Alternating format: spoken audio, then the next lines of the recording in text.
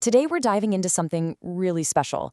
It's a proposal from the Tsuchi Foundation in South Africa, and it's all about a vision to take an overlooked, empty piece of land and turn it into a vibrant hub of hope for the Mayibuye community. So, let's take a look at how they're planning to make this happen. It seems like a simple question, right? But the answer this proposal offers is, well, it's pretty profound. We're not just talking about putting up a new building here.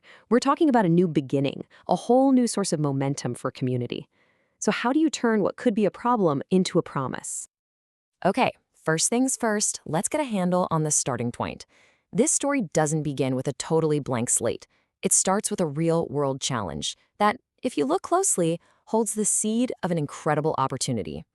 So here's the deal. Right now, there's this big plot of unused land sitting right next to a primary school. And when it's just sitting there, empty, it's more than a waste of space. It's a potential risk.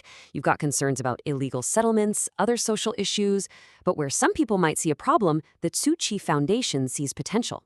They see a chance to turn this very spot into a catalyst for the entire community's development. Now, what's really interesting about this plan is its core philosophy. This isn't your typical charity model. Nope, it's about something much deeper, something built to last.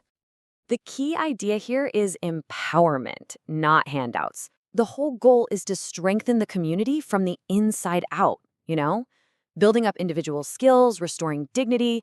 It's all about creating a system where development is driven by the community for the community. And this quote, wow, it just says it all, doesn't it?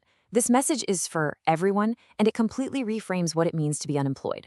It turns that difficult waiting period into a genuine opportunity to contribute, to connect with others, to learn new things, and to get a warm meal. It shifts people from being passive recipients of aid into active, valued members of their own community.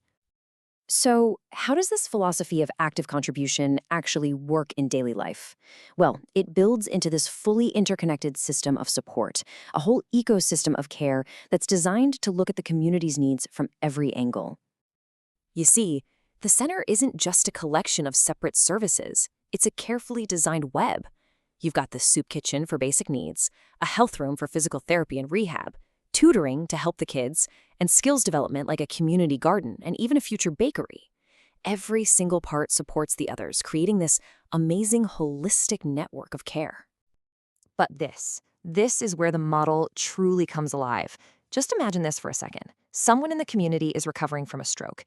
With help from volunteers in the exercise room, they start to regain their mobility. Then, filled with gratitude and this incredible new sense of purpose, that same person comes back.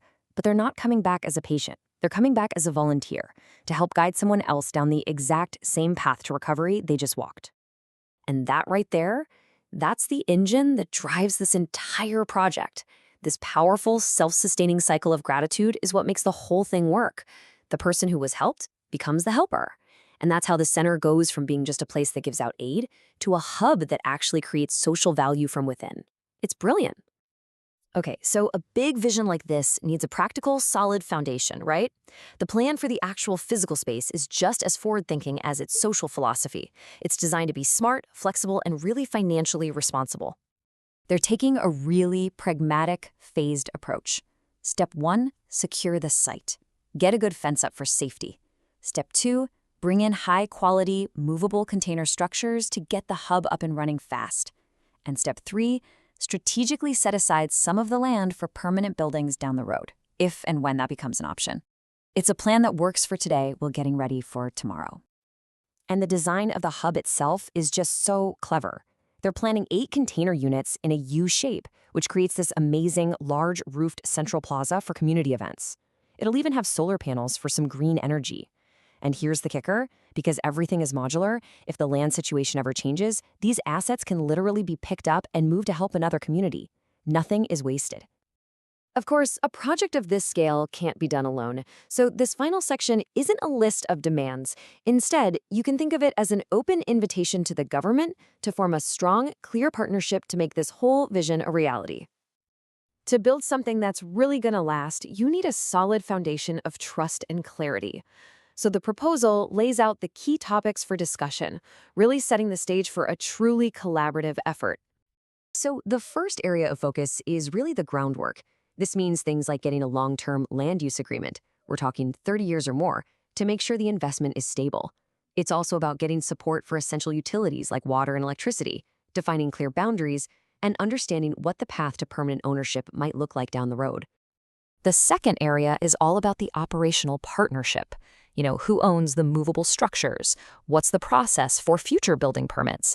It also expresses a real eagerness to co-host events with the government.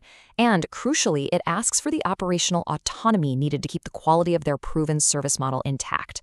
It's all about working together, where each partner can play to their strengths. Ultimately, this is what it all comes down to. This quote just perfectly captures the spirit of the whole thing.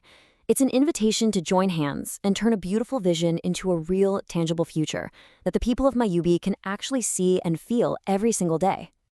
The vision for Mayibuye is just so inspiring, and it leaves us with one last question to think about. What idle lands, what overlooked opportunities are just waiting right now to be transformed into beacons of hope in our own communities?